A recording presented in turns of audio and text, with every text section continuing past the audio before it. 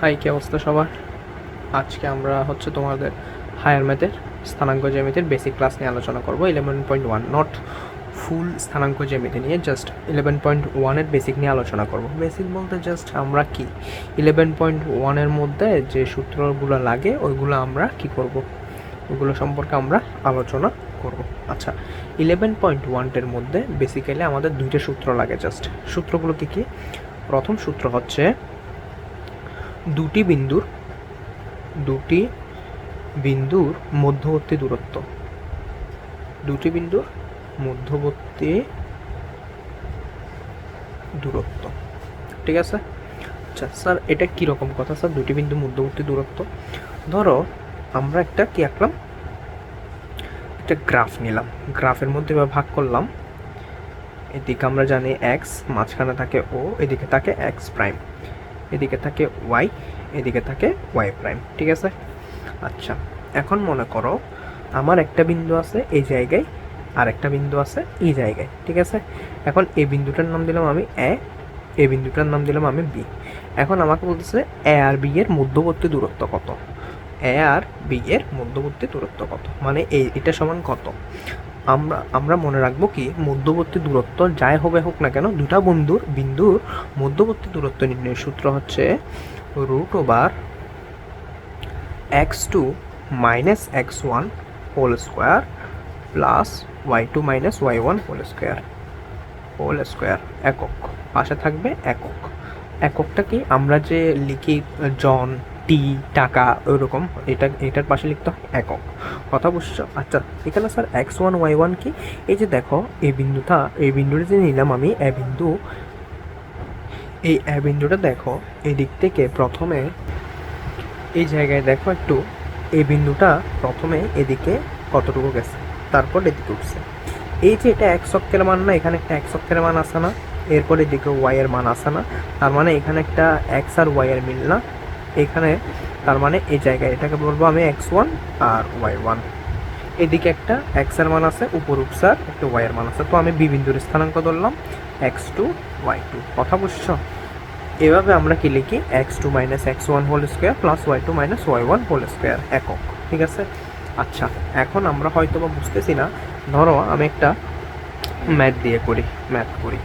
ধরো এখানে আমি ধরলাম এটা এদিকে 1 2 3 3, আর এদিকে ধরলাম 2। এ বিন্দুর স্থানাঙ্ক ধরলাম আমি একটা বিন্দু আছে, ধরো এখানে একটা বিন্দু আছে, এই এ বিন্দুর মান আমি কত ধরলাম 3 আর 2। এ বিন্দুর স্থানাঙ্ক ধরলাম আমি 3 আর 2। এদিকে একটা বিন্দু ধরলাম এটা 1 2 1 2 3। এখানে একটা বি বিন্দু ধরলাম, বি বিন্দুর স্থানাঙ্ক ধরলাম আমি 2 3, ঠিক আছে?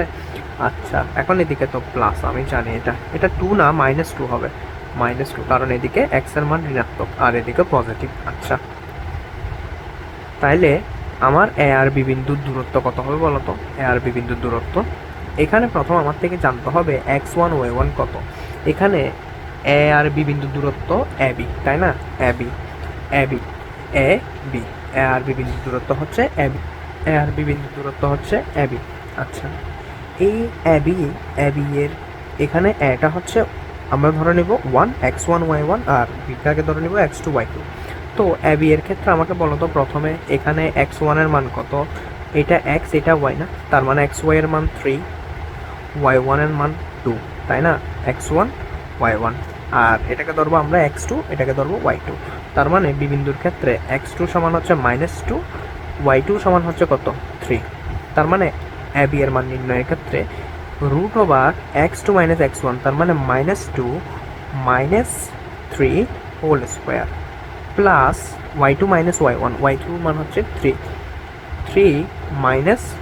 2 হোল স্কোয়ার, পাশা হবে একক, ঠিক আছে? সমান √(-2 আর -3) যদি আমি একসাথে কি করি, বিয়োগ এগুলো করি, তাহলে -5 হবে। এটাকে হোল স্কোয়ার করব, 3 থেকে 2 গেলে 1 হবে, 1 স্কোয়ার একক, তাও -5কে স্কোয়ার করলে হয় 25, আর +1কে করলে হয় 1 একক। তার মানে এটা দাঁড়ায় √(26) একক, ঠিক আছে? এটাকে আর কোনোভাবে কি করা যাবে না, কাটাকাটি করা, মানে রুটকে কাটা যাবে না। কথা বুঝতে পারছো? এতটুকুতে আমার আনসার দিতে হবে। ওকে, ক্লিয়ার? আমরা জাস্ট এটা মাথায় রাখবো, দুটা বিন্দুর মধ্যবর্তী দূরত্ব নির্ণয়ের সূত্র হচ্ছে x2 - x1 y2 - y1 whole square, x2 - x1 whole square plus y2 - y1 whole square. কথা ক্লিয়ার? এতটুকু আমরা মনে রাখবো। 11.1 এর মধ্যে এটা হচ্ছে মেজর, এটা হচ্ছে আমার মেজর সূত্র, মানে সব ম্যাথের মধ্যে আমার এই সূত্রটা কাজে লাগবে, অবশ্যই লাগবে। আর একটা ছোটোখাটো একটা সূত্র আছে, এটা হচ্ছে কি, দেখো ধরো কি বলবো তোমাকে, ধরো এটা একটা বাহু, ঠিক আছে? ধরো এই জায়গায় আছে তোমাদের এ বিন্দু, এই জায়গায় আছে মনে করো বি বিন্দু, ঠিক আছে? এ বিন্দু, বি বিন্দু। আচ্ছা, ধরো তোমাকে এ বিন্দুর স্থানাঙ্ক বলে দিল -2 আর -2 2, আর বি বিন্দুর স্থানাঙ্ক বললো মনে করো 3 3, ঠিক আছে? এখন ধরো এটার একটা মাঝখানের বিন্দু, এ আর বি এর মাঝখানের বিন্দু হচ্ছে একটা সি। আমাকে বলবে যে সি এর স্থানাঙ্ক নির্ণয় করো। সি এর স্থানাঙ্ক আমি কেমনে নির্ণয় করতে পারি স্যার? সি এর স্থানাঙ্ক নির্ণয়ের সূত্র হচ্ছে, মানে কোনো বিন্দুর স্থানাঙ্ক, কোনো একটা বিন্দু যদি একটা বাহুর মধ্যবিন্দু হয়, তাহলে মধ্যবিন্দুর স্থানাঙ্ক নির্ণয়ের সূত্র, মধ্যবিন্দুর স্থানাঙ্ক সমান সমান কি হবে স্যার? আমার এক্স এর মান বের করতে হবে, একটা ওয়াই এর মান বের করতে হবে, তাই না? তো আমি এক্স এর মানের জন্য একটা দাগ, ওয়াই এর মানের জন্য একটা দাগ। সূত্র হচ্ছে এটা, মানে কি x1 ধরলাম আমি, x1 plus x2 divided by 2, y1 plus y2 divided by 2। এটা হচ্ছে আমার নির্ণয়ের সূত্র। এবার মনে করো আমার এখানে আমি সি বিন্দুর স্থানাঙ্কটা বের করতে যাচ্ছি এখান থেকে, এই ম্যাথটা থেকে। তাহলে সি বিন্দুর স্থানাঙ্ক কী হবে বলো তো আমাকে? সি বিন্দুর স্থানাঙ্ক সমান সমান, প্রথমে হচ্ছে x1 কত? এটা x1 হচ্ছে -2, আর x2 কত? এই 3। আবার এটা কিন্তু x2 না, এটা কিন্তু y1, এটা x1, এটা y1, এটা x2, এটা y2, মনে রাখতে হবে এটা। আর সি বিন্দুর স্থানাঙ্ক নির্ণয় সূত্র কি? x1 প্লাস x2, তার মানে x1 plus x2 divided by 2, কমা।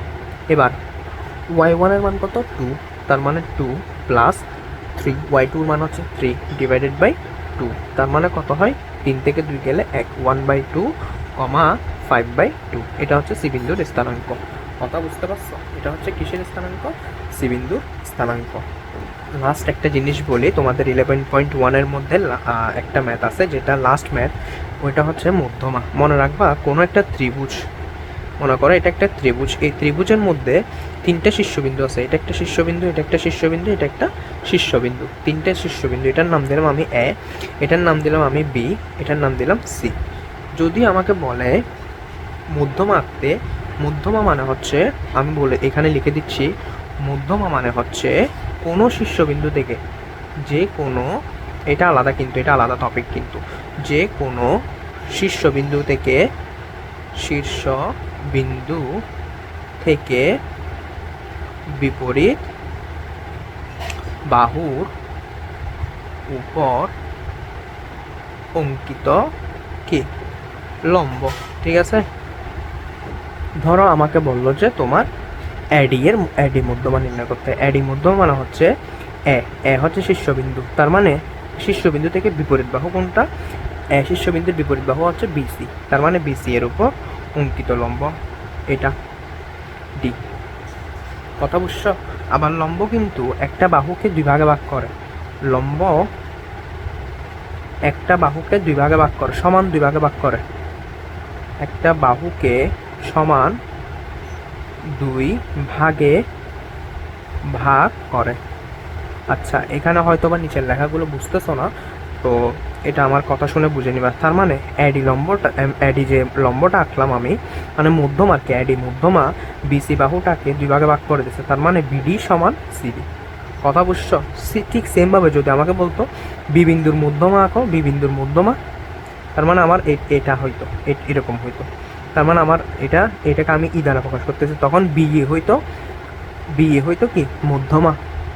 আর এই বিন্দুটা এসি বাহুটাকে দুই ভাগে ভাগ করছে, কি এই আর ইসি, ঠিক আছে? ঠিক সেমভাবে যদি বলতো সি বিন্দুর মধ্যমা, তার মানে এখানে সি বিন্দুর মধ্যমা কি? এই জায়গায়। কথা বুঝছো?